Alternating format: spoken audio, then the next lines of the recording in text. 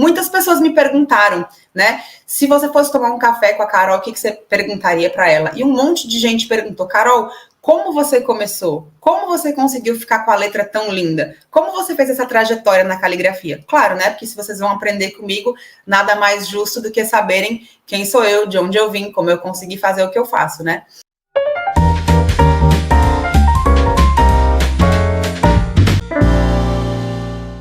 Teve uma pergunta lá na pesquisa que eu quero responder, gente, que eu achei incrivelmente criativa. A pergunta era, se você puder tomar um café com a Carol, o que você perguntaria para ela? A pessoa perguntou, você prefere açúcar ou adoçante?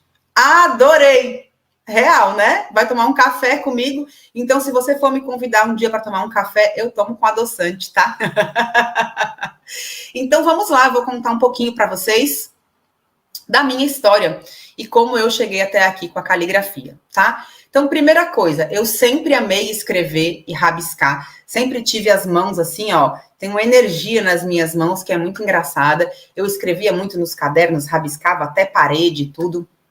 Acontece que eu tive uma infância bem desafiadora, não sei se é o caso de vocês, né? Tem pessoas que têm histórias mais difíceis, tem pessoas que têm histórias mais tranquilas na infância. A minha foi das mais complicadas que você puder imaginar, né? Uma história cheia de abusos, que envolveu violência, um lar disfuncional, um monte de coisa bem complicada mesmo, assim. Então, o que acontecia? Isso passava para a minha letra e eu não sabia. Então, apesar de eu gostar muito de escrever, de eu sentir que eu tinha essa energia nas mãos e eu conseguia fazer letras diferentes, conseguia inventar tipos de letras para enfeitar meu caderno, mas era muito difícil manter um tipo de letra. Dependendo de como eu tivesse, eu percebia que tudo ficava muito bagunçado, mas eu amava a escrita do fundo do meu coração. Até porque, por conta desse meu passado aí muito traumático, os diários e a escrita foram um lugar de desabafo para mim, muitas vezes. Eu não tinha com quem falar, ou não podia falar sobre as coisas que aconteciam. Então, eu escrevia, eu tinha muitos cadernos. Quando eu tinha alguma conversa difícil para ter com alguém, eu era tão bloqueada que eu não conseguia de forma alguma falar em público. Eu congelava, eu travava.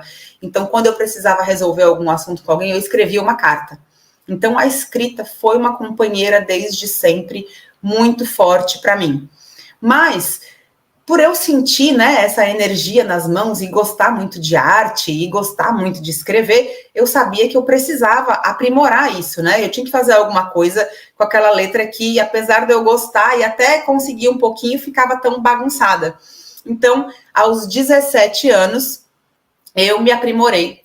Fiz o meu primeiro curso de caligrafia artística com uma tia-avó minha em São Paulo, que era calígrafa de escrever em convites de casamento e professora de caligrafia. E ela me deu, então, o meu primeiro curso de caligrafia artística. Minha letra ficou bem bonita, bem diferente do que era antes. Eu melhorei bastante os meus traços, mas eu fazia isso como hobby, né, gente? Para a família, para os amigos e tal. E eu me mudei para Fortaleza pouco tempo depois. E já casada, com 2 filhos pequenos, eu passei por uma situação financeira muito difícil.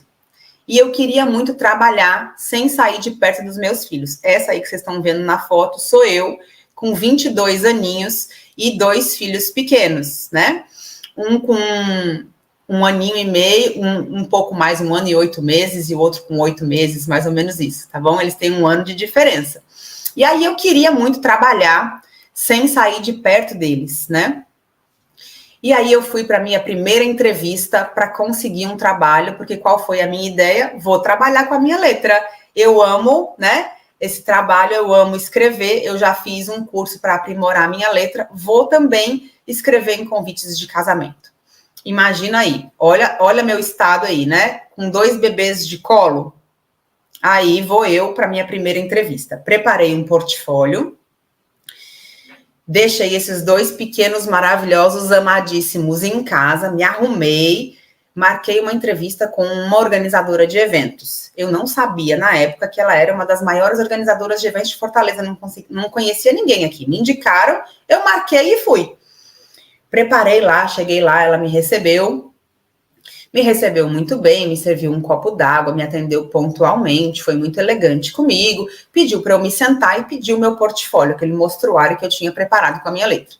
E eu entreguei para ela e fiquei ansiosa, né? Porque a coisa lá em casa estava apertada para valer e era a minha maior esperança, porque era uma coisa que eu amava e eu ia poder trabalhar sem sair de casa. E ela olhando lá meu portfólio e eu olhando para ela, né? E ela fechou, me entregou de volta e disse assim: olha, a sua letra é até bonita, mas está muito insegura para quem quer trabalhar com convites de casamento. Imagina a minha vergonha e o meu mundo desabando com toda aquela esperança que eu tava e com tudo que eu imaginava, que a minha letra já estava bonita e que eu ia conseguir o trabalho e ela olha para mim e fala que a minha letra tá insegura para quem quer trabalhar com isso. Eu morri de vergonha, gente, de verdade. Eu saí de lá e chorei pra caramba. Não foi uma situação simples, envolvia um monte de coisa, e essa foi a minha primeira tentativa de trabalhar com uma letra bonita. E eu fiquei com essa pergunta na minha cabeça: como assim ela tinha percebido a minha insegurança pela minha letra? Eu tinha feito um mostruário com uma letra tão bonita, como é que essa mulher viu a minha insegurança?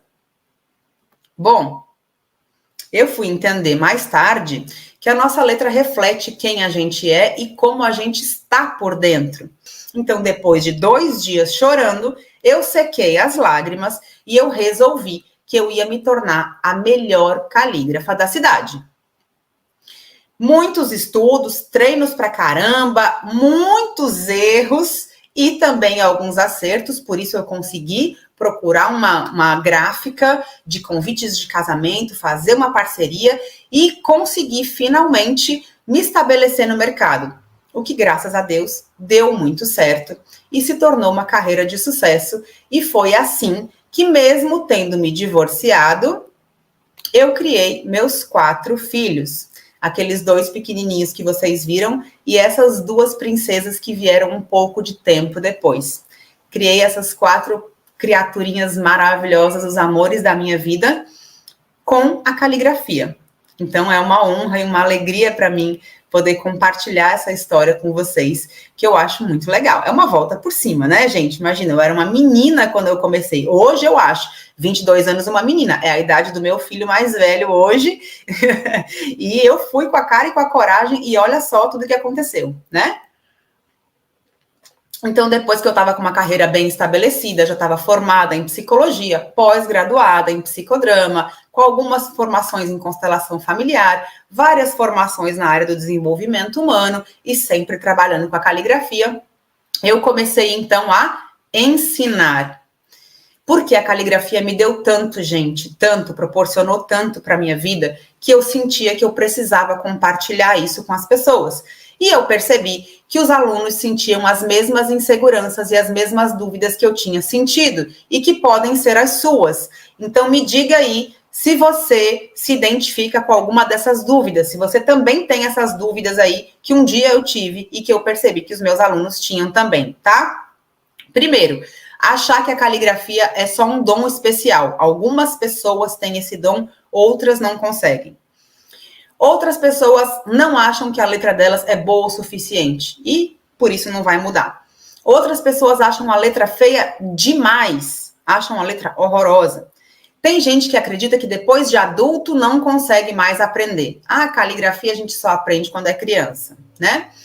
As pessoas têm dúvidas com relação à postura, a escolha dos materiais certos para aprender, não saber segurar o lápis corretamente, não saber exatamente o que precisa mudar na letra, sabe que não está muito legal, mas não sabe o que fazer e como mudar. Tenta copiar a letra de alguém que acha bonita, mas não fica igual. Essas dúvidas são de alguém aí também? Ou eram só minhas e dos meus alunos, né? E principalmente, como eu posso vencer o medo e a insegurança de não fazer uma letra muito atraente? Será que ter uma letra belíssima é mesmo para mim? Será que eu sou capaz? Tem alguém aí que tem essas dúvidas? É por isso que isso é tão importante quanto a técnica. A nossa mente é completamente ligada à nossa caligrafia. Por isso, a caligrafia consciente é esse método em ciclo que trabalha as duas coisas ao mesmo tempo, certo? Então, escutando os meus alunos, eu fui aprimorando o meu método até ele ficar bem redondinho, porque eu queria criar um método que facilitasse a vida dos meus alunos, que trouxesse excelentes resultados para eles, sem que eles precisassem passar por todas as dúvidas, por todos os erros, por todos os anos, por todas as dificuldades que eu passei.